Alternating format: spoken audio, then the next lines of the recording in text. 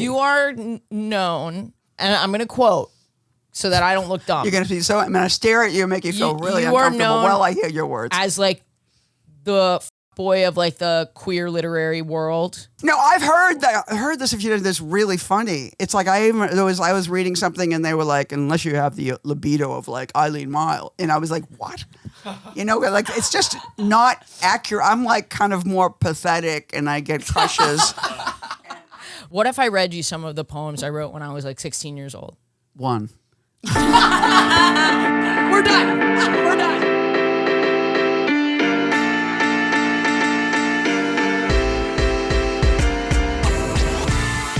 This is a pretty epic one.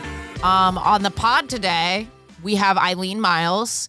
They are an incredibly prolific and well-known poet.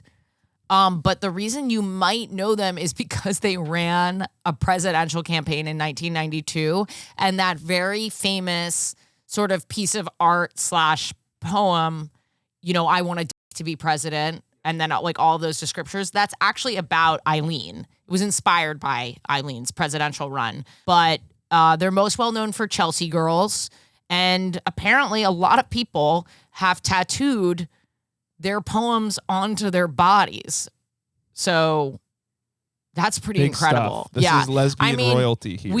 Lesbian royalty. And it's really cool because, you know, we don't get a lot of guests that are over 50, let alone almost 80 years old.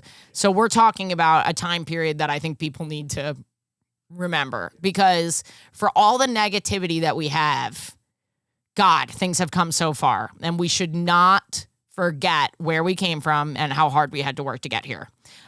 So in that same vein, if you're not donating to patreon.com/WHGS, you are homophobic. Yeah.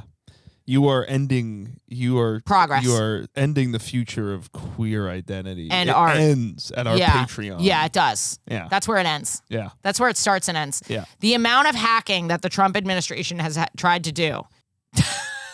I've seen it, listener. I've seen it. Enjoy the episode. Listener, this episode is brought to you by Helix. I've been sleeping on a Helix for a few years now. I'm getting the best sleep of my life, and I know you guys are anxious. Don't be. They have a 120-night sleep trial and an incredible limited lifetime warranty. So you're guaranteed to sleep well. You will, but if you don't, they're going to treat you real kindly and help you get that seamless return or exchange. And right now, Helix is offering 27% off site-wide, exclusive for listeners of We're Having Gay Sex. Head on over to helixsleep.com/gaysex for 27% off site-wide. One more time, that's helixsleep.com/gaysex for 27% off site-wide. Make sure you enter our show name after checkout so they know we sent you. helixsleep.com/gaysex. Listener, this episode is brought to you by HERS. The issue of weight loss, even though it's a medical issue for so many, is really difficult to talk about. There's so many options for weight loss treatment plans. It can be hard to know what the best choice is, who to trust, what to know about side effects, and if something's even going to work. And that's why I'm recommending HERS. HERS offers access to doctor-developed treatment plans that are personalized for you.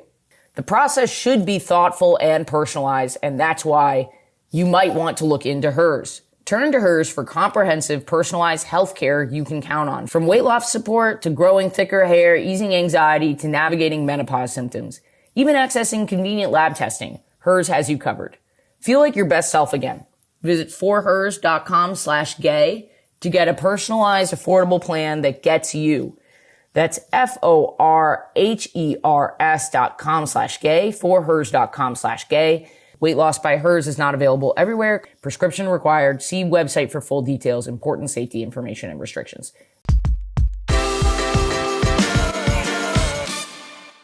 All right. Well, thank you so much for being here. Yeah, I'm already deeply flattered and also feel like a total moron. Because you said that you listened to this podcast on a trip, cross-country trip. Right. Which is so nice. Yeah. That's totally why I'm here.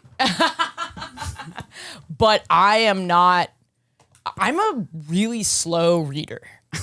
So when I get a book, I'm on that book like a while. Right. I'm really on it a while. Yeah. Because usually I read right before bed for like just till I fall asleep. Right. It might only be a page. It Right. can take me a year to get through a Right. book. So you haven't even gotten near my. I have not gotten even close to your work, and you're like a living legend. And in I'm this sitting on your space. couch. I know. It was really fucked up. It's fucked up. So fucked up. We're agreeing. I- It's very fucked up. And I walked, it's like no transportation in New York City. I walked through the fucking snow. Yes, I yeah. drove cross country. Uphill, I listened both to ways. the podcast and I walked through the snow. And you're like, I don't know your work. So how are you today? What sign are you? Yeah, I'm a Scorpio. Okay, of course. Yeah. I Great. will say I did read Peanut Butter about 10 minutes before you got here. Because it's tattooed on 1,700 lesbian bodies Is or it 17,000. actually? Oh, I get all the time. I get Instagrams. Why of do you have like, an exact number? 17,000? No, I'm just actually Oh. it's yeah. I don't know the exact number, but I get many photos. It's on bodies. That poem for I think it's Lena Dunham. She tweeted once that here's my favorite poem, and it just like it's like people like you know what poem of yours I like. I was like yeah I know, and they were like peanut butter. I'm a hack. Oh my god, I'm a fucking hack. Did you like it? I did. I enjoyed it, especially at the end. I found myself smiling as I read good. it. Oh, good. And I also have to say, reading a poem 5 minutes before I have to talk about it, I felt 16. I felt like I was 16 years old. I was like, in what sense? What part of 16? because that was the last time that I read a poem that I realized I needed to read a poem. I had a Right. deadline to read a poem. You read poems in school. Yeah, we read poems in school. Yeah. We read Mary Oliver in school. That's a big one, right? I can't Not bad. I can't remember anyone else. I remember Yeah. Mary Oliver. Is that Mary Oliver? Yes. I only know my dog and Mary Oliver's dog knew each other. That's how I know Mary Oliver. And That's the most lesbian sentence that's ever been right, said. right. We're in P-Town, and I know she's Mary Oliver, and I don't think You're she in knows P-Town. what Eileen Myles is. And so our dogs, she was like, "What's your dog's name?" I was like, "Percy." "What's your dog's name?" "Rosie." And we just had this very kind of Butch by the Sea conversation. I thought this is really very funny, you know. Butch by the Sea today is me and another masculine lesbian wearing sports bras and shorts. But when I'm on vacation, I'm always clocking lesbians by their sports bras and shorts. It's kind of embarrassing, honestly. P-Town is the place to see a lot of that. Well, thank you for being here. Yeah. You're, obviously a very well-known poet with lots of books and lots of women tattooing their poems to their bodies. Right. This is the only room in America where I'm unknown by lesbians. And it's you, and I'm on your podcast. Okay. So we'll yeah. I'm going to work on it. Okay. Promise. Great. No, I do not care. I think it's kind of cool. I feel like it's more spacious. Well, you know. yeah, I mean, I can ask you the dumb questions. Sure. I did think of Here it comes. No. I read a poem once for a woman. I read a book of poems. I was like 16 or 17, and this I was at camp, and this girl who must have been 19 or 20 that I just like adored, and she was just like, I cannot believe she's not queer. Her younger sister is a friend of mine, and her younger sister's queer. This woman's not queer, which is the craziest thing because she hula hoops on the internet, and she recommended a book of poems to me. She hula hoops on the internet. I'm not joking. That's what she does. Is that queer? I think so. Don't you think so, Zella? It's either queer or it's just like a certain woo-woo type that I've definitely been around. Yeah. Well, she it's a whole long story, but she recommended a book of poems to me, and I read that. What was that book? Mary Oliver. What? No, it might have been Mary Oliver. You don't remember? You that it was don't Mary remember? No Oliver. fucking idea, dude. This is great. This is like the anti-poetry podcast Well, about gay It's sex. not anti-poetry. It's poetry neutral. Yeah. But I mean, I actually think part of the charm of this podcast is how dumb I am. You know? Yeah, no, I noticed that. That's why I was not at all anxious about coming. I'm late. I'm walking through the snow. It's okay. They're dumb. They won't even know what time is. I mean, barely. Yeah. But thank you so much for being here. I don't know, are you working on anything right now that people should know about? Are you going anywhere doing readings or anything? I'm kind of going into the wilderness for a couple of months to finish a book called All My Loves. It's a giant fucking novel, like 1,000 pages. And I feel like there's going to be like a class action suit against me when this book comes That's out. so exciting. I'm just waiting for mine too. Yeah, We yeah. have that in common, actually. We're both people that talk about our partners Right. professionally. Oh yeah, no, it's not people. Well, people have all different feelings about it. Some people want to date you to be in your work in some way, though when they get there, they don't like it. No, that's That's the thing. It's That is- looks great from the outside. 100%. Yeah. As soon as the clip goes viral, Yeah, because because it's wrong. It's always wrong. And you can check in as much as you want. You can say, this is what I'm thinking. Yeah. Here's for me, it's different than you, but like I'll send a tape. I'll be like, this is what I've written so far. Right. And then they hear it live in the wild and they see the comments and maybe it's going viral. Yeah. And that's when. No, it's other people's opinions Exactly, of what you did exactly. that makes them freaked out. Because they were like, oh, I thought it was like, Other people project yes. what they, not yeah. you make art. I make something that pretends to be art. Right. And people project their stuff onto it, and you don't realize how much that's going to be until the work is out Yeah, there. yeah, And then yeah. it feels like a lot. Yeah. Yeah, but technically, and this is the only promotional line I will inject into this You can conversation. inject whatever you want. I know, but it's I'm not going to do it. You know that. I'm dumb. Yeah, right, exactly. If I told you, I got a book called Bird Watching that's coming out in April. And That's right. I read that online. Yeah, and it's a very cool looking. The thing is about it's like old work. It's like my first 3 books of poetry from like the late 70s, early 80s, and stuff. And then there's like a long, like the summer before I came out, or as I was coming out, and I'm like sober. I haven't drank for a million years, and I was dying of it, So it was just like, so I was drunk and sober, and so there's a long ass poem that is almost like a film. It's like my famous book is Chelsea Girls, and this Right. is like the year before. This is that person, like. So it's kind of like a video. I sort of love it, but the thing it's weird. But so this book is coming out, and it's old work, so I'm not excited. But I'm glad it's happening, but I'm not excited. And then suddenly I realized when I was 33, my career plan was to die. I thought that's You know what? There was at one point in my career where that was my career plan. Yeah, maybe that's what comedy and poetry has in common. It's sort of like at a certain point you want to be the famous dead poet, and that would be like a great career move. So that's what I was. That happens to comedians Yeah. a lot. Yes. A lot. Sam Kinison, Mitch Hedberg. There's a lot of comics that go too early. Right. Right. Well, there's Gerald. What was his name? Greg Giraldo. Yeah, no women. Yeah. I know women die later. They just don't get out there. I also think just we're in different. I mean, I don't know how you feel about this, but female comics are just not respected. Like a female comic can't die and garner the respect from the men. There's almost nothing she can do, really. Right. She can't even die. That's very yeah. Like not even that would be enough. Yeah. But I feel like poetry has maybe a more female fan base. I don't know. I mean, a lesbian poet might have a hard time dying. May not get as much as say like a guy dying would be great. It would more great, Female poets, yeah, but yourself for a female poet is Huge. Definitely One of the best things you can do. One of the lines, yeah. So here's what. So I was basically killing myself on drugs and alcohol, and so. And you're sober now. Yes. So the thing that's really funny and great about this book, which happens to be black, is that I was just looking at it. I have and I was like, oh, if I died, this would be it. This is that book. And I'm like the bulk outside of that romantic career. Like I just kept going, and so it's a very odd and very kind of weirdly moving object. I was like, oh, that's like my dead book.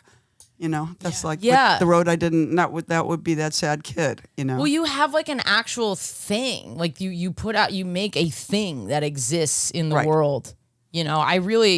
That's performance art. You can't really, hard to get that because every single performance is there are very few performances, especially now. I think when I was younger, it was easier, that I watch back and I'm like, perfect. Yeah. Not a single line I would have done differently. Yeah. That never happens. Right.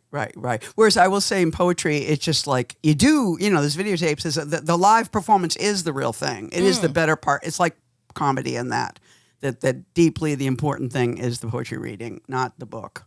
When people were like, especially when somebody dies, they were like, oh my God, I was there at Santa Fe at their last reading. It's like a very intense thing. And the fuck ups are good. People like them. And and you like them. Weird things that happen. Somebody started screaming. Somebody started heckling you. It's part of the legend. Yes, yeah. Everything that happened in the room. Yeah. 100. Well, yeah, that is very similar to comedy. Yeah. I mean, that's what I love. And we do get heckled.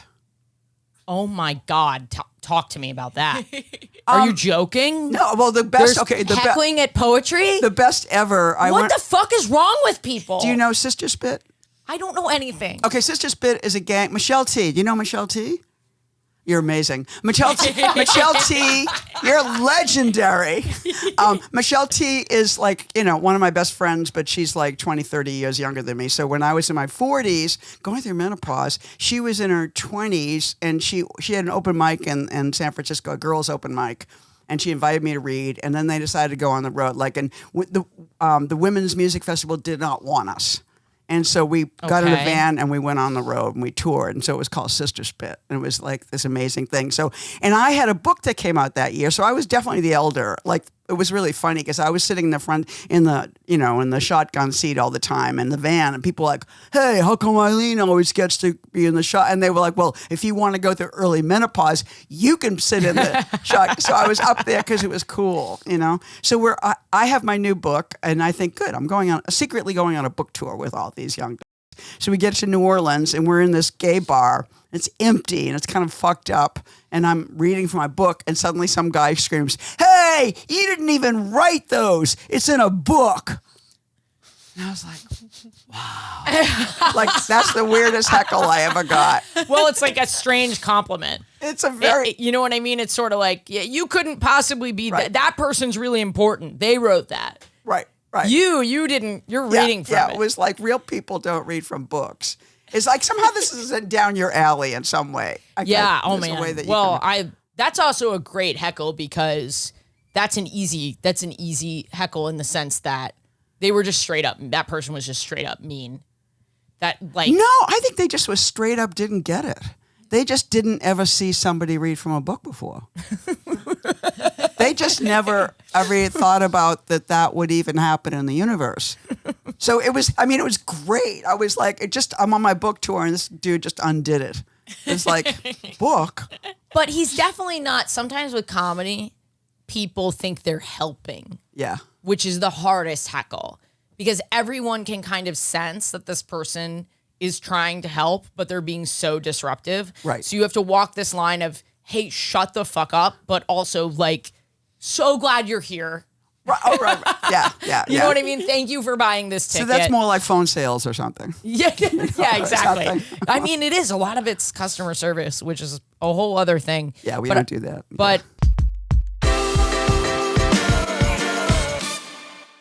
Listener, what keeps you up at night? Is it climate change? The fall of democracy? Well, nothing keeps me up at night. I fall asleep too quickly on my Helix mattress. My Helix mattress, I've had it for a few years now. It's the best sleep I've ever gotten. The reason is because I went to helixsleep.com/gaysex. I took their sleep quiz. I got matched with the perfect mattress for me. And boy, oh boy, is it perfect. Don't just take my word for it. It's the most awarded mattress brand, tested and reviewed by experts like Forbes and Wired. And if that weren't good enough, Helix offers free shipping and seamless delivery. Helix delivers your mattress right to your door with free shipping in the United States. Head on over to helixsleep.com/gaysex for 27% off site-wide, exclusive for listeners of We're Having Gay Sex. That's helixsleep.com/gaysex for 27% off site-wide. Make sure you enter our show name after checkout so they know that we sent you. helixsleep.com/gaysex.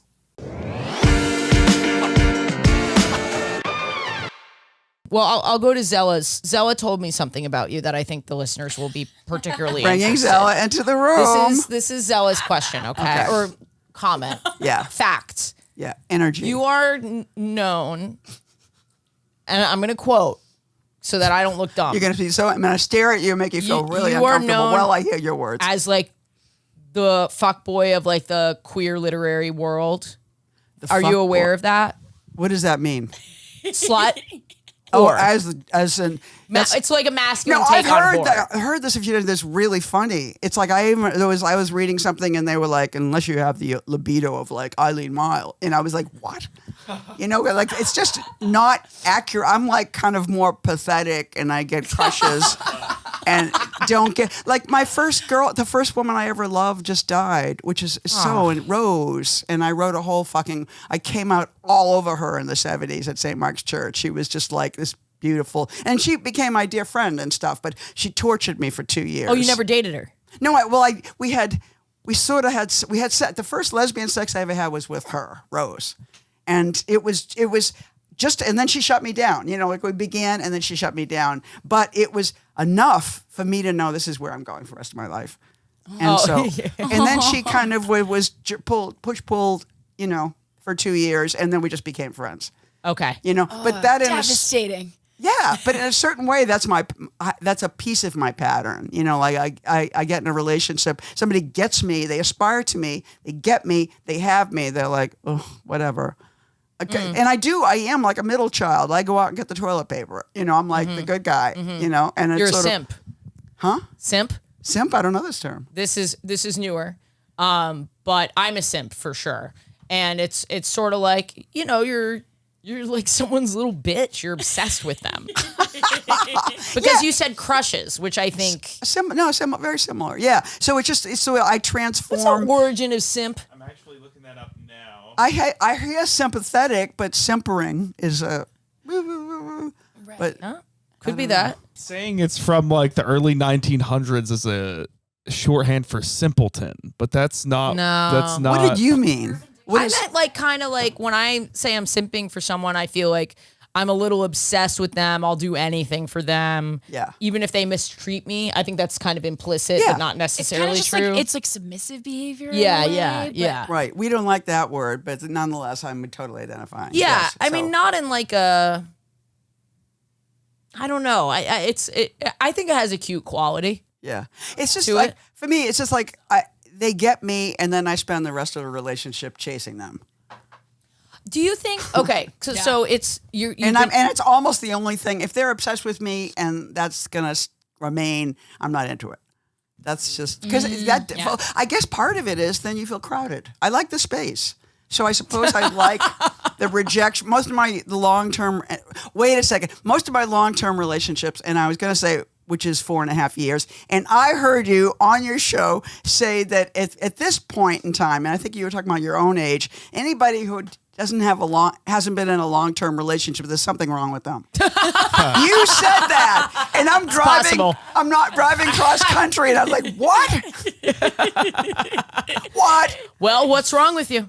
Nothing." I think that I was thinking about. I say a lot of things. I know, because I feel like I had to guard myself. I thought, what is it you can't say on this show? No. Because I know once you get in front of this thing, anything can come out. I mean, I kind of stand by that a little bit, but I guess the definition of long term, 4.5 years is long term to me. You think? Oh yeah. Because that's the outside of where I've ever gotten, I think. And a relative to my age, it's not very long.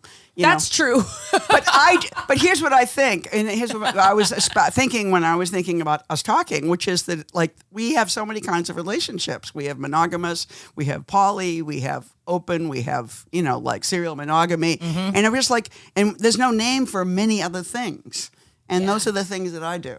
Yeah, which is like little sporadic, like 4-year, 2-year affair, courtship. I do many shaped things, and that is my sexuality. Yeah. And sometimes I take a break. I think last year I had 2 affairs and a courtship. And Two affairs? Like they were in marriages? No, I think an affair to me is a kind of a you have sex, you have a romance, it's brief. Okay. Yeah. And then a It's courtship. what our era has deemed the situationship, I guess.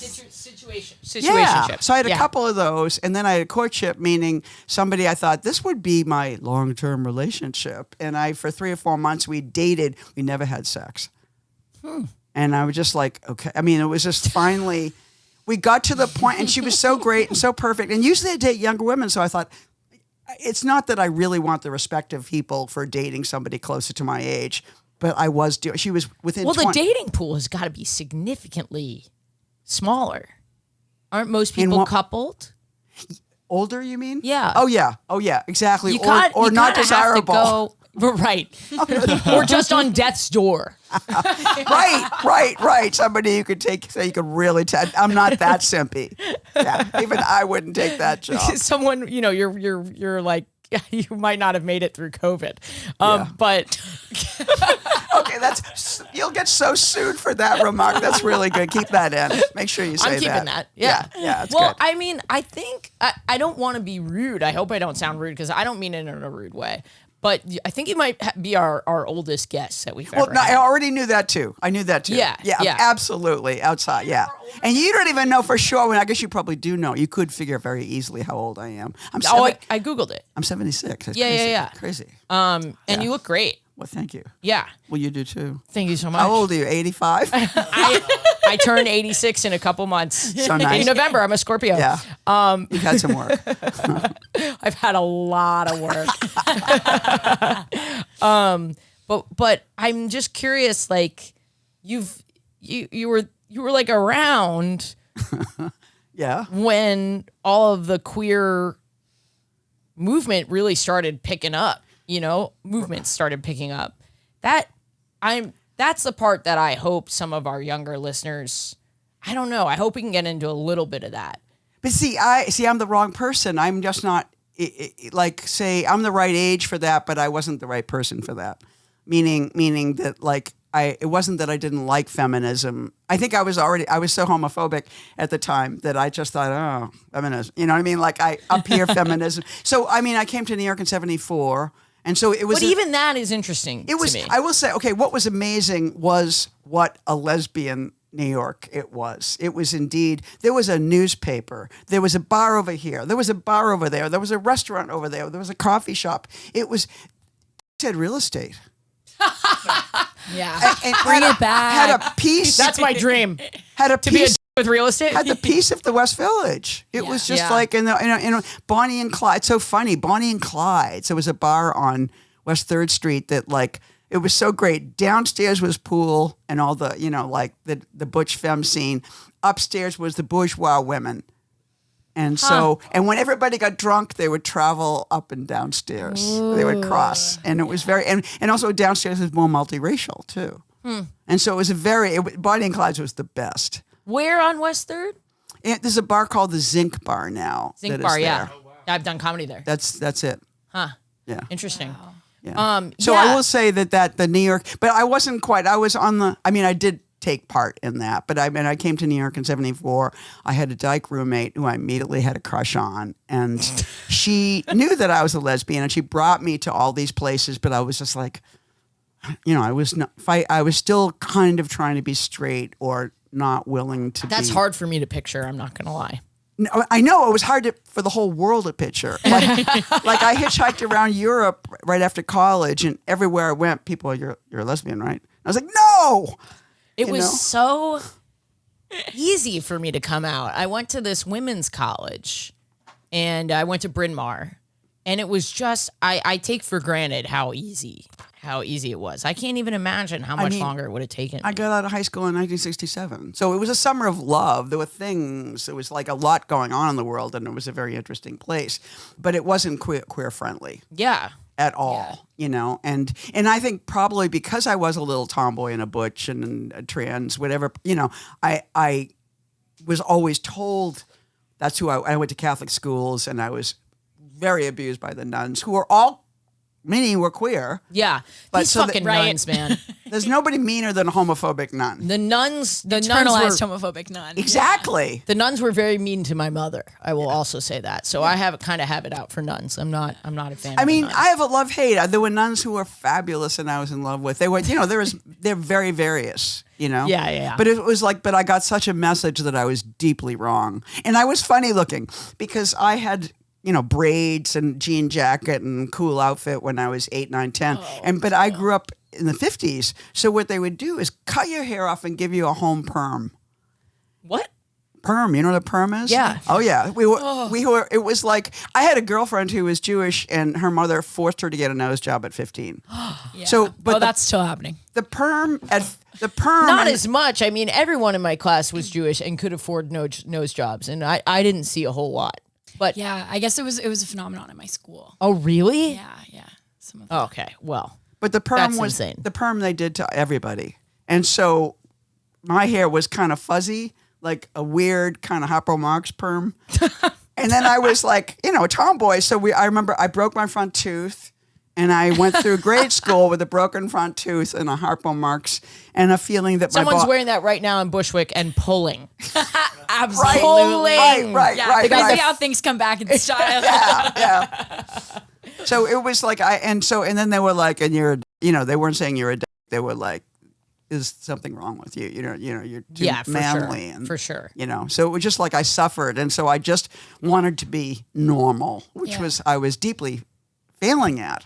But anyway, so it took me a while and so then I did partake as I knew where all the dice bars were. Once I Rose came to town. Like I was in my fucking poetry world in the East Village and becoming a cool young poet with the boys.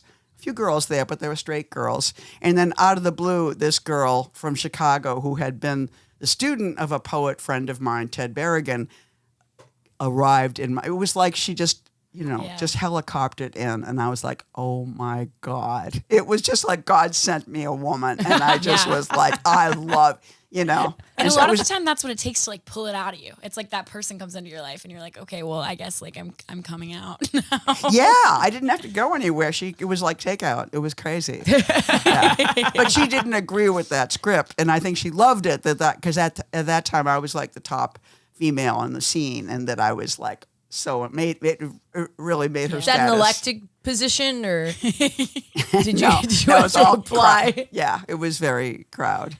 It was like the poetry world is sort of like, lots of worlds are like this. It's like your ability, the things you learn in high school about how to hang out in the parking lot and drink beers, and poetry world the same way. Yeah. We were talking about this. Alex, were you there when we were having this conversation? Kylie and I were just talking about like This yesterday? social dynamics ends up being the most important thing no matter what you do. Yeah. Yeah. It's crazy. I've always been quite bad at that, if I'm being totally honest. Really? Yeah. Oh, interesting. I'm a little bit awkward.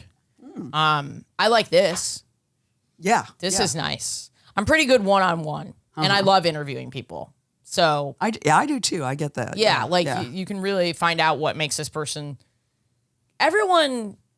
Most people fall in love with somebody, which means that somebody thinks that this person's deeply interesting.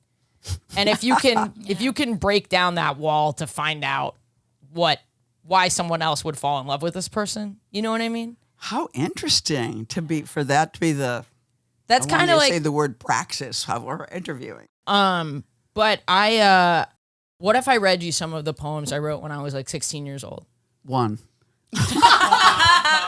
We're done. No.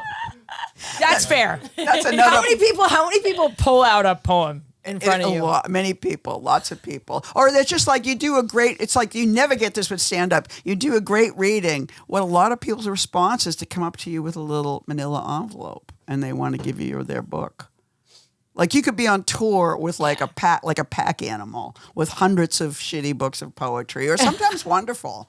But it's just like the sharing. The joke, Allen Ginsberg on his deathbed was reproached by the surgeon who says, I have a poem. Like never ending. You're right. No one ever hands me one line. No one gives me a popsicle stick. With what? What's a popsicle stick? You know, like how sometimes on the popsicle sticks they have a joke. Oh, yeah. You know, they have the setup on the Yeah. and then the punchline under the Amazing. ice. Well, I will. I am so sorry. and I will not be reading my poem. I just thought it was funny because the reason I wrote But it's so interesting. It's like you don't know poetry at all, but I got a poem. well, There it is. It's from when I was 16. The reason Yeah. I thought about it is because I was in love with a girl. And Let's I, hear a I few wrote, lines. Come no, on, I give me a few. can't now. I can't now. You got it. That's what I you say. do have to. Yeah. Just one. Come on. Oh man. Oh, this is interesting because I wrote it as if it were about a boy, but it was about a girl. Ooh, nice. Maybe I should read that one. I think you should read that one. Most embarrassing one. Yeah. It's I all got it. embarrassing. Yeah. I think so. Why am you know what's really interesting What's is the why one- am I still this is so bad. Yeah, we know it's bad. Yeah, Let's hear it. yeah. That's okay though. Oh, can you read it, Zoa? Yes, I will read it. Okay. All right. Oh my god, I can't even I'm gonna have to leave the fucking room, dude. It's okay. I have a one that I had like a young camper share with me, and she was talking about how this girl and picture like her name line break is so holy line break, even though line break she is a Jew. Whoa. I'm I Jewish. was liking by it the until way. we got there. That's amazing. It's locked. Oh, okay, thank God. Okay, this is bad, all right? This is not Coming to the stage, we have Zilla reading an original work from Okay. the poet Ashley Gavin. And oh, if I could have him, if I could stop him, if I could simply keep him in my palm, he'd be just a dancer. In my palm? Yep. Amazing. He'd be just a dancer, just dancing to the beat of eternal tick-tock. Engulfed in tick-tock, I can't get through this molasses. That's enough. This unsweet molasses. I think we got the idea. I think engulf. And what was the other word that was really Molasses. No. As he dances off my hand. I Eternal. thought the last name was nice. Eternal. I was like, once you hear eternal, you're I'm fucked. sweating. Yeah. It's about a girl who's a very good dancer, and she was in all the dance productions at school. Yeah. But I wrote it about a boy so that I could put it on the Yeah. internet. Yeah. A talk little, about a it. little chant. A little chant form. I guess so. I never read it out loud, you know? And you had an opportunity and you defaulted. You put it on salad. Fucking blew it. Yeah. I mean, I was deeply moody. Deeply, deeply moody. Sure. Oh, Do I you know. think you have to be moody to write poetry? Well, I think you have to be moody to be in high school. Yeah. I think. Yeah. Especially gay. Yeah, yeah. But we did say the word camp in passing, and I thought you should just have an all camp show. I don't even know what that means. Everybody's experiences with camp, with the gayest. You're so right. I should write about it. It's amazing. Well, what you were saying earlier, where you're working on a book about every woman you've slept with, or Something like that. Is that a fair summary? That's part of it. I mean, I've- it's just like I love dogs. I love places. So there's other love in there too. When I Yeah. decided it was a big book, it had to go beyond just my sex life. It's the love book. Yeah. I want to write an hour. It's largely inspired by Taylor Swift, but I would love to do an hour where I talk about everyone that I've dated. Like the whole hour is just every single joke is about women that I've dated, and hopefully all of them. That's like, yeah. I don't know. This is Alone again, this is- naturally. well, this is really interesting. I don't know how the audience will respond to some of these more artistic conversations. Usually very well, but to go out, you're saying you're thinking about like going out and just sitting and writing. Well, I'm Like, going to that's- a residency. They have that's these my places dream. where you're like a baby. You're like you have a good childhood at last. I'm going to this place called Headlands. It's in Marin. And it's just wow. all this land, and they give you a studio and they feed you, and there's no dogs, there's no cars, there's no relationships, and you work for 2 months. Just yeah. So, I've always wanted to do Fucking something heaven. like that. Those places are great. Yeah. But I don't- people, but isn't it all about the illicit relationships? What's that? Isn't it all about the like illicit affairs that you're not supposed to be like sleeping with anyone, and then like everybody Oh, at those places? sleeps with people at residencies? You can either have a really good work experience or a really good sexual experience. I've had both. I had an amazing, one that, again, the You're mistake. describing being a camp counselor, actually. right. That's where I discovered I was a lesbian. At camp? Oh yeah. I mean, was- I was a counselor, but I was the youngest counselor in the oldest cabin. Like Oh so. wow! wow, camp What a counselor. tender time! What a crazy age to be at. I remember being exactly that. So I was like 18 and I had 14-year-olds and I fell in love with one of my campers. Like, and we were in love with each other. And then you had to like, it was so funny. You had to write for the parents a little report about this kid. And I was just like, oh my God. The best kid I've ever met. They were like, the parents were like, this is amazing. And I was thinking, yeah, because I'm in love with her. You know? And then she left and I was devastated. I was like, I became fat for the first time in my, I ate like 7 candy bars a day. I didn't know how to deal with, because it was all girls. And I suddenly, when she left, I was sad, but I had so many crushes. And then the woman, my fellow counselor, had a thing for me and would kind of go and kind of feel me up in the morning. What? I was like, did the girls not see? And I was sort of getting off on this, but... Sorry, how did that happen? I would be in my little bunk and my fellow camp counselor would come over and fool around with me. Yeah. Like just, not Sounds like camp. together. It was just touching. No, that part doesn't sound like camp to me. Yeah. She crawled into bed. She didn't even crawl. She just kind of leaned over. Fooled around a little. And I with was the like, kids in the room. yes, that's Dude. what I can't imagine. I See, was like, society has gotten so repressed. the We are kids, so puritanical. It's crazy. yeah. No, you're thinking, you're like, this is like trigger warning. No. I think if that People happened nowadays today, are way more, like buttoned up. Like, Yeah. yeah, for sure. I mean, I'm not saying it wasn't fucked up, but I did enjoy it. And she was kind of a freak, Yeah, And so we just had this little thing that I was pretending I was asleep. It's like, oh. that is wild. That's awesome. Yeah, That's really wild. So there was so much love in that camp. It was crazy.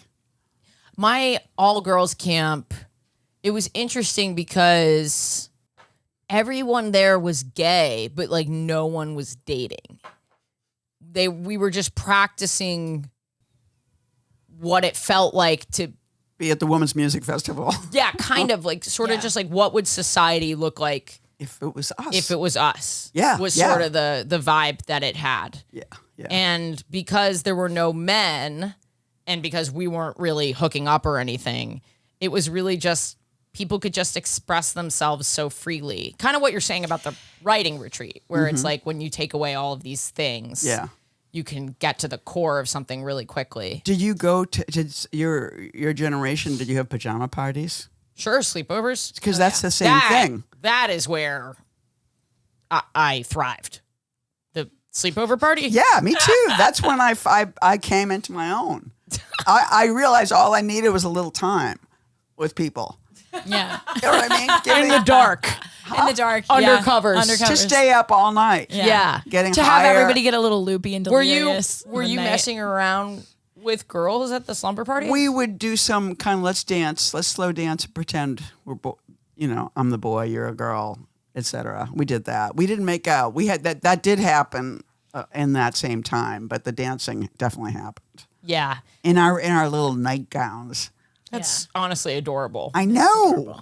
That's so And we cute. danced fast and slow, and we did all these things. It was pre-drug, so all these kind of weird ways to get high. What? Like hyperventilating. You would like hold somebody's chest, and they would go, and you would get high. And we Phones would are ruining everything. Yeah, seriously. Kids are no longer Kids don't hyperventilate to get high hyperventilating anymore. each other because they're just scrolling TikTok. we do crazy things. Or put a hairdryer on your head and sit on the radiator. Just do all these things to create alternate states. Yeah. Altered states. Because we didn't. These were the things that we knew that would kind of fuck you up, and we wanted to do that. Yeah. And it was like, I'll feel. And then it. once you're there, you get a little more lesbian. That's the idea. I mean, yeah. Once the oxygen to your once brain once the decreases- oxygen's cut off, right. you can find the And then we would go lesbianism. out. We would go and walk in our nightgowns down the medium strip of the main street, leading to the big. It was just like magical, that feeling of space. It was incredible. Lesbian utopia. It was like baby girl, young utopia, Yeah. freedom. When did you officially come out? 1970. When Rose landed in my fucking community. And you told your family? I guess I did. I think I waited till I had a girlfriend. Yeah. And then I told my It's a little mother, and she easier. was like, I wanted to bring her for Thanksgiving. My mother's it's a family holiday. No. Oh. Yeah, it was mean. Yeah. Did she ever come around? Oh yeah, my mother, it was almost like she forgot. My mother was so funny. She just like within less than a year, my girlfriends were staying over and spending time and all that. And every now and then she would like go, it's wrong. But otherwise, she would love Karen. She would often seem to like them more than me. And kind of like, how'd you get, And then she'd just get lucid for a moment and be like, yeah, Catholic and lucid. But she would have seemingly had crushes on my friends, I think. My mother was I mean,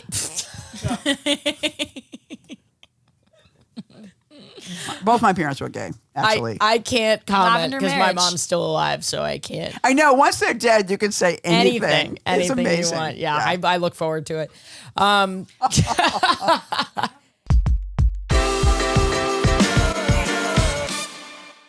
Listener, this episode is brought to you by Hers.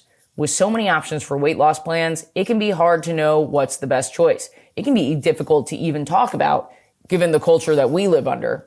It's difficult to know who to trust, what to know about side effects, and if something's even going to work. And that's why I'm recommending Hers.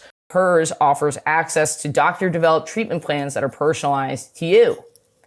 Through Hers, you're connected with a medical provider who determines if treatment is right for you. If prescribed, your treatment plan is personalized to support you in reaching your goals. Plus, you can access a range of treatment options like oral medication kits or GLP-1 injectables. They even offer the convenience of 100% online care with licensed providers on the other side who learn your story and create a personalized plan to deliver healthy progress you can maintain. Turn to Hers for comprehensive, personalized healthcare you can count on, from weight loss support to growing thicker hair, easing anxiety to navigating menopause symptoms, and even accessing convenient lab testing. Hers has you covered. Feel like your best self again. Visit forhers.com/gay to get a personalized, affordable plan that gets you. That's forhers.com/gay. forhers.com/gay. Weight loss by Hers is not available everywhere. Prescription required. See website for full details, important safety information, and restrictions. I have my interview question. Yeah, you want to ask? Zella's your biggest fan. Well, I am a fan, but yes, I had like more, I guess they're more personal, or more questions like about your queerness, but like what questions do people typically ask you, and what question do you wish that they'd ask instead about queerness? Oh, wow. Oh, I don't know. I actually I really don't much- relate to you because it doesn't seem like you're so gay, but like it's I'm so gay that I don't even think about it. people, right? People expect sort of some expertise from you is what I'm getting the vibe, and you're out here like I'm just living my life. Exactly. And I feel like that's my writing too. It's sort of Yeah. like it comes in because that's the center. I have put it at the center of my existence because it is at the center of my existence.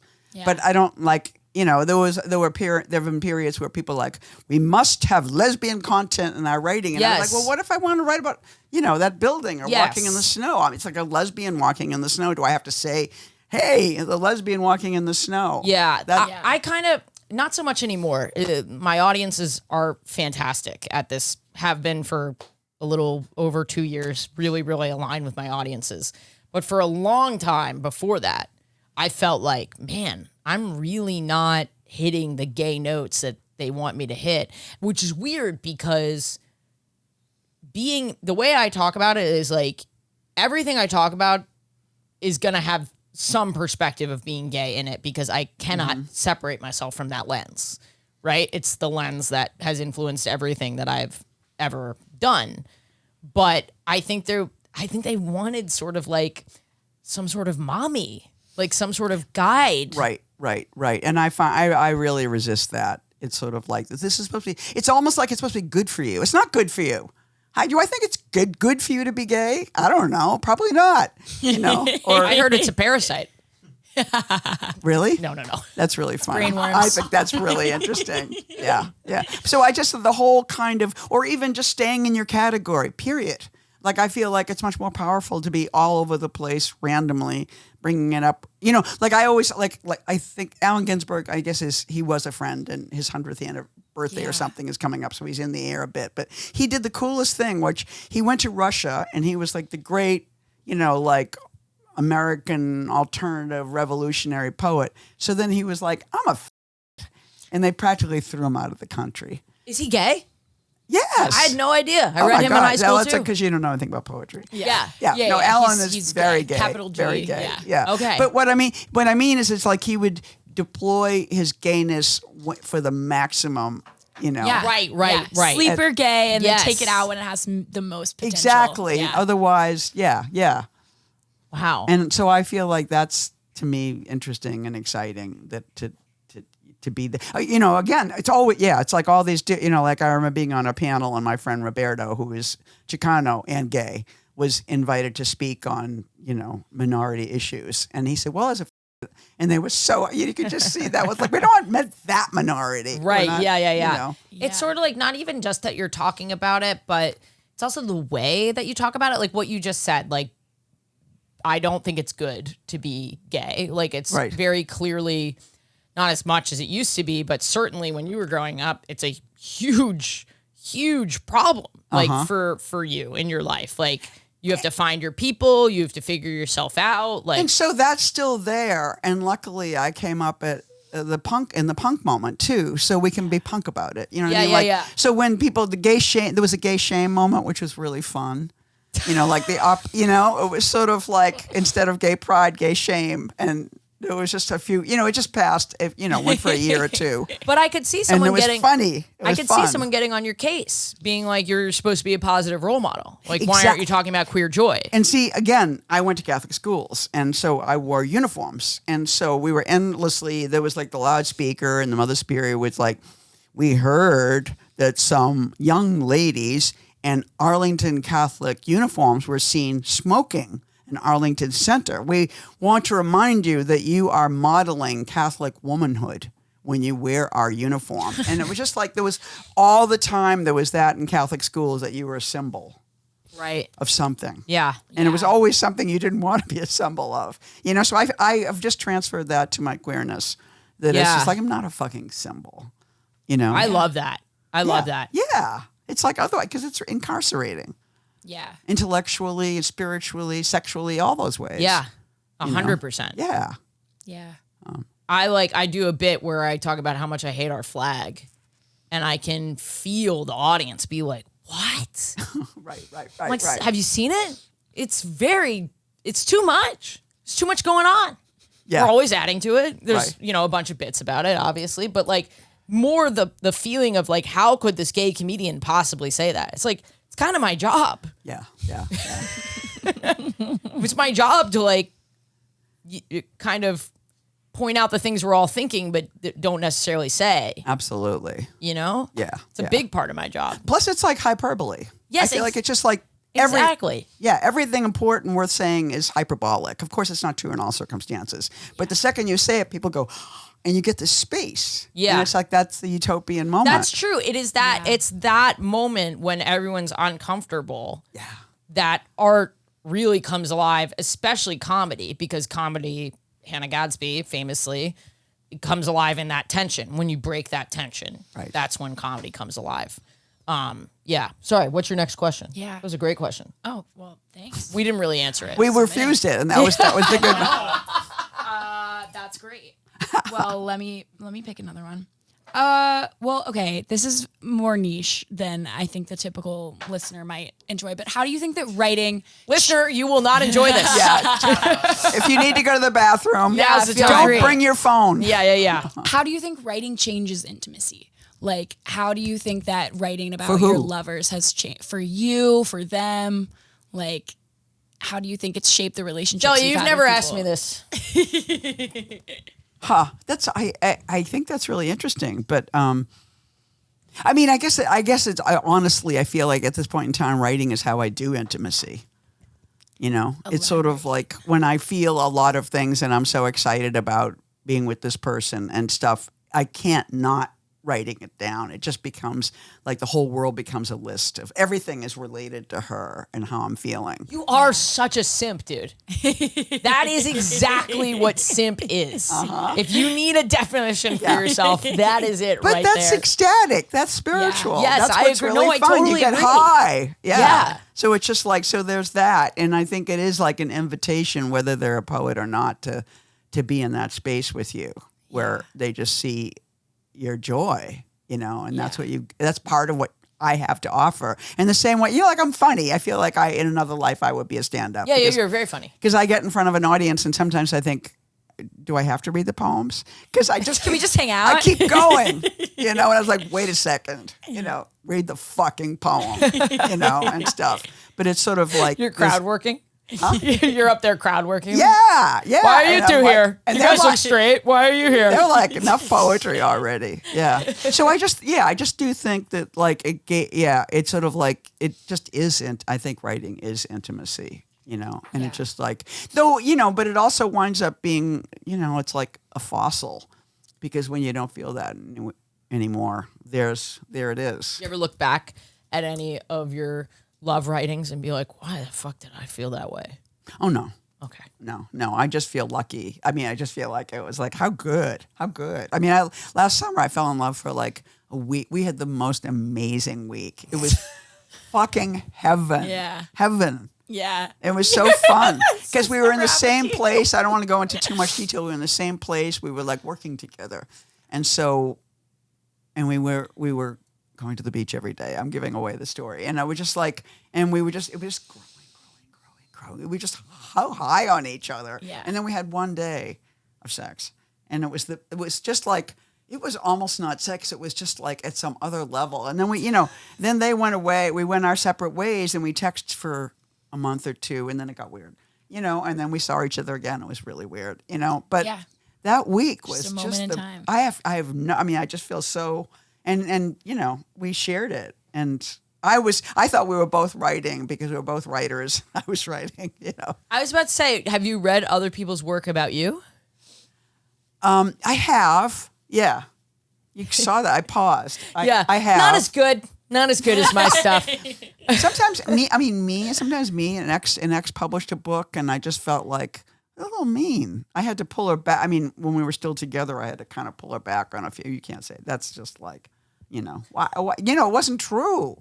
Yeah. It was like, wow, all this anger towards me, Yeah. So yeah, I can think of. Actually, it's funny. I can think of more.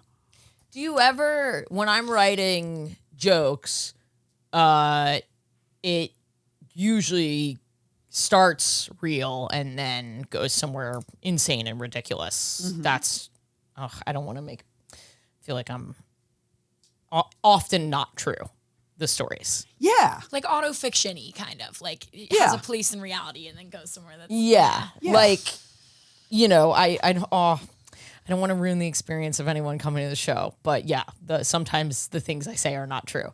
Yeah. Is that true for poetry Yeah, as well? absolutely. Yeah. Because it's like, because I think half of every exchange is imaginary. You're thinking these things that have nothing to do with reality. I mean, our relationships with the animals, I think, are really illustrations of that. You're always thinking about who else that dog is. Yeah. And then so sometimes in my writing, I've gone into a whole world of who that dog is. Right. Or that dog's powers. And stuff. And, and I think I probably do that in relationship to love, too. Yeah.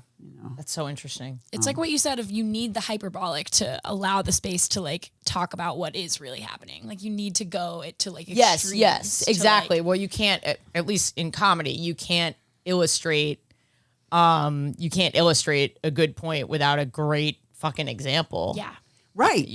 That example might not be totally grounded in reality, but it illustrates something so clearly. Yeah. And I think that's the sex of it. I mean, it's sort of like just kind of rubbing it and making it become really big and going elsewhere into some shared space. It's sort of, it gives, again, it's ecstatic. It's like, now we're going to get too much. Your poems are clits is what you're saying? I thought I heard, it was so funny. I was like, a woman and I were, like negotiating the little spaces in the snow that we're doing right now. And there was this woman coming towards me, and then she deferred and let me, and we were about sort of like, she was a lady, as in a feminine woman, and we were both kind of moving in the same age zone. And so I was like, no. And she goes, no, my she goes, my clit hurts. And I was like, what? And I think she said my foot. Oh. I was like, what? I mean, it happens. It was so incredible. I don't know what that one's in relationship to, but we were building on our conversation. Well, I Totally. was no. Of course, I was calling your poems clits. Oh, right. Yeah, it was like the most amazing clit Alex- reference I've heard lately. Oh, you got to see my set. Where are you? You live here? Your set of what? I have a great clit Amazing clit. clit section right now. I'm writing about when I went on estrogen to freeze my eggs. And it became quite a subject. It became, I know, it became my a character. Yeah, my It was clit a puppet. certainly was a massive part of that process. T does that as well. Well, the opposite, the estrogen, Oh, it really won't come out at all. Amazing. Yeah. So that it's sort of about that. yeah, T, it becomes a puppet. Yeah. Yeah. Gets nicknames. Yeah. And everything. Oh, it does. Yeah. This is true. Oh yeah, I mean, well, I didn't ask explicitly, but I feel like a couple came up about. Usually, I ask guests. Every episode is its own thing. Yeah. But usually, I ask the guests if they've had gay sex this week. Have you had gay sex this week? No. I mean, okay, to be honest, I haven't had gay sex since October. It's okay. Yeah. It was like, so, and not I have that not long had ago. gay sex in 2026, but I mean, I think we I had a didn't. little make-out session and now I'm going to be inadequate and say I could have, but I was like, no, I wanted to go home and hang out with my friend. Yeah, you know? of course. But, Yeah. yeah. Totally. But I think, You'll find another woman to be with for 2 years. 2 years or 2 weekends or 1 week or whatever Yeah. the next format Sounds is. like you're pretty active. I'm relatively, but I will say that. But I think I literally before 25. I had 2 years off. I don't think I had any gay sex for 2 years, and then I was in a relationship for 4 years. And I think the last 2 relationships I were in were like, oh, Do you think it's a stereotype around age and menopause and stuff like that? Because you seem pretty the idea that. like you're out there. Well, the thing, a menopause is a revolution in your sexuality, and it's disconcerting, and you don't know how to fuck in it, and you don't know what to do with your body, and it's weird. I mean, I didn't stop. I was in a relationship when I was going through menopause, and I had a girlfriend who was more interested in my menopause than me, reading books and all that. And then I started fooling around with tea, and it was amazing because it was a time when all my friends were transitioning. And I was using tea too. Yeah. And so I felt like, it was really intense. I was like, why are the 2 things I want to do is fuck a man, which I had not felt in 30 years or that something. has come up a number of and times. become one and transition. Yeah. And I was like, those 2 things were really up for me, masculinity and some new dosing. And so that was part of how and then I went through a lot of different, things with hormones and shit. And then finally I just decided, I think part of it was the things that were, they were saying that estrogen and tea were causing heart attacks or cancer or whatever. It was like, there was a moment where, this is like in the 90s when I had menopause, and it was just like, it sounded bad. And I thought, fuck it, I'm clean, I'm sober, I'm doing nothing. And so I just stopped using any hormones and thought, I'll just become the sexuality of me. And then it became that trip, which was to get interested and comfortable in being in this slightly different body. And I will say the big difference about sex before and after is that I believed until the age of like 50, which is when I went through menopause, that sex was the most important thing in the world. And now I don't think that. Yeah. But when I'm having sex, I do. Of course. Yeah. Right? When you're having That's sex, so so real. many things that are not good ideas feel like good ideas. Yeah. If you're having sex and something comes up, that's your new thing. Yeah. You know, like sex can trick you into any kind of point of view. Yeah, and so it's a place, and it's my favorite place, perhaps, I think. Yeah. And it still is the place that drives my poetry more than anything. Yeah. It's like when I go there, it's like I have a superpower, and I love it, So, but it's different. It's different, and its difference is not bad. It's just in the same way that your body is changing in all these ways, not just sexually. Yeah. So, Interesting. yeah. Yeah. It is the other point where your body changes. You're too young to, puberty. To talk about it. To talk about it and really like look at yourself, and sexuality is like so new at that time. But yeah, I guess your body's like kind of, especially women, I think. Maybe that's not true, but like female, there's a lot of periods where you're like, I don't know, when I turned 30, when I was in my early 30s, I started getting insanely horny.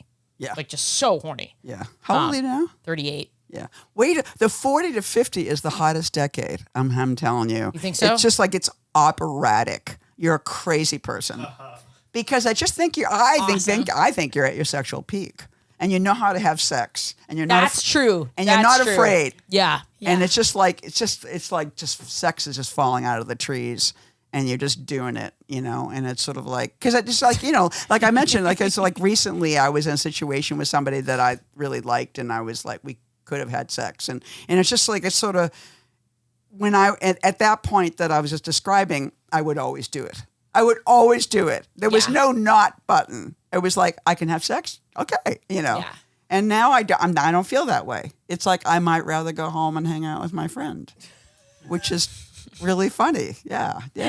Changing of the seasons. Yeah. Well, thank you for being here. Yeah. It was fantastic. I'm excited really for your new book, and I am going to read your poems. Oh, cool. I am going to put my book away, and I'm going to read a poem before I go to bed. Yay. It's actually a great thing for me to read to bed before It bed. releases in April, the new book? Yes. Is there a pre-order link or anything like that? Oh, God, I wouldn't even know. Well, I'll that look for sort of- one, and if It's called there- Phonograph. F-O, yeah. I'll insert links for any pre-orders or links to future purchases in the description, listener. My understanding is that pre-orders can be very good for business. Oh, okay. So we'll figure that I'm out. I'm hardly in business, but I'm glad to. You're doing fine. You're doing great. I'm doing okay. Yeah. Well, thank you so much. This Yeah, was like yeah. fantastic. This was fun. Yeah, I hope you had fun. No, I had a good time. You're I all hope great. I didn't make a total fool out of myself. Well, you did, but I enjoyed that. Okay. No, good. Well, thank you for being here. And Ashley I'm going is to going to Europe. Europe. Get tickets. Please. Where are you going? I'm doing like a 4-week tour. Where? So all over. Where? Like 5 cities in the UK, Dublin, Paris, Zurich, Vienna, Amsterdam, Stockholm. Oh, what fun. Oslo. Yeah. Fun. Yeah. Yay. Really cool. Thank you guys for listening. I hope that was a fun one for you. That was really fun. And obviously for Zella, who is a producer and my assistant, she's a big fan of Eileen. So that was really fun. And you got to hear a little bit from Zella. Yeah. And are we doing a Babe of the Week? Oh my God. Are we doing a Babe of the Week? Are we doing a Babe of the Week? Of course we're doing a Babe of the Week. Because, listener, you're out there and you need to get some. Yeah, listener. You are horny. Oh, yeah. Listener, if you don't know what this segment is, this is where we take you, our listeners, we take some of your photos on a bio and air you out to everyone else in hopes of getting you a date or, some validation. One of the two. This week, we have the lovely Carolina. Okay, alt girl. Okay, emo girly. Hey. Listener, do you have a goth dream that you're looking to fulfill? Oh, yes. This is Carolina, 27, in London, UK. Okay, Carolina. She's a painter and a dancer. I see that. We see some of the wow. painting going on right wow, here. that's so cool. Some big work. Wow, so she's like a really legit artist. That's so cool. Listener, if you're into guess what? She's 6 foot tall, baby. Oh wow, she's very tall. She also has really gorgeous purple hair. I know how hard it is to maintain Some hair sick like that. Tattoos, a real Elvira vibe. Elvira, super Elvira. Mistress of the night. And not only that, she's 6 foot tall and she loves to read and go outside and touch grass. Let's go. The yin and yang of our society these days, staying inside and reading. Yes. Going outside and touching grass. Listener, if you want to take a dip into the goth underground, then you can reach out. Alex, calling her pussy, that is disgusting. That was gross. Hey, you assumed it was that body part. I was talking about her energy. That's worse. A straight man should never refer to a woman's energy. Damn. Ugh. Listener, if you want to reach out to Carolina, you can hit her up on Instagram at Carolina_midnight_. That's spelled K-A-R-O. Of course it's Carolina Midnight. Yes. Just of course. K-A-R. I'd be afraid if you guys don't reach out she might Cast a hex spell. you. Yeah, we're looking at a real witchy. If witchy is your thing, Carolina is the girl for you, for sure. Yes. That's KAROLINA_MIDNIGHT_. I almost interrupted you for a third time just because I could start to feel your frustration building, and I thought it might be really funny. The computer would have been punched. If you would like to submit yourself as a babe of the week, please email your name, a short bio, some photos, and where you want people to reach out to you to WHGSpodcast@gmail.com. And as you know, great full episodes, full bonus episodes, patreon.com/WHGS. Thank you for listening.